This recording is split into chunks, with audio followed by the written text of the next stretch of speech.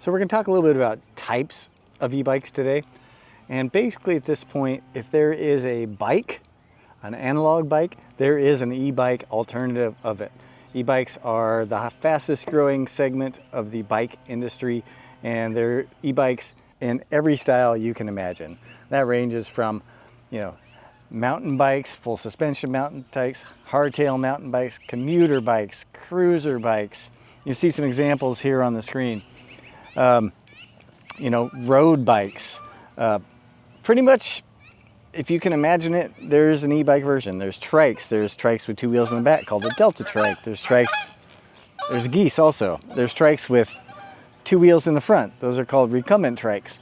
There is an e-bike all over. And plus, there's the other part of it, that there's e-bike kits. So you can turn a bike that is not an e-bike into an e-bike. If there's a bike you like and you would like to ride, you can find the e-bike version of it. Now, some of the important considerations for you are kind of general price range. You will see budget options for bikes are under $1,000.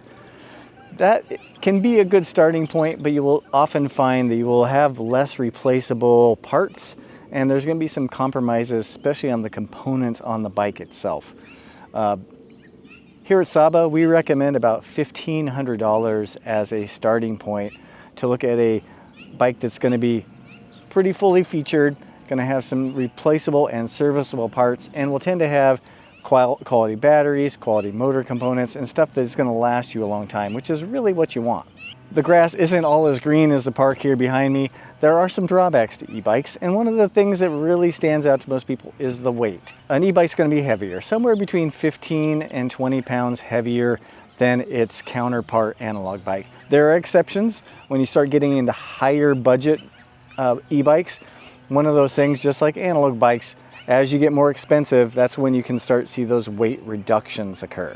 One other potential con with e-bikes is complexity. You're basically taking a very simple machine, the bicycle, and you're adding some complexity to it with a battery and a motor and electronics. So there are some more points for maintenance and potential failure that just come with an e-bike.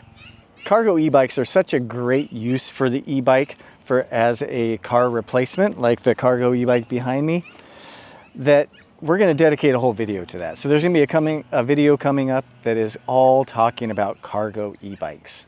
Made possible by a grant from SACOG, the Sacramento Area Council of Governments.